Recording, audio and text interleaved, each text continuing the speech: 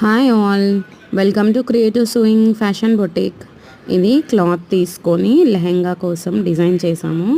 ఒక lehenga and 2 blouses design చేసామన్నమాట. ఈ లెహెంగాకి బార్డర్కి కూడా క్యాన్ వేసాము, ప్లస్ లోపల కూడా క్యాన్ వేసామన్నమాట.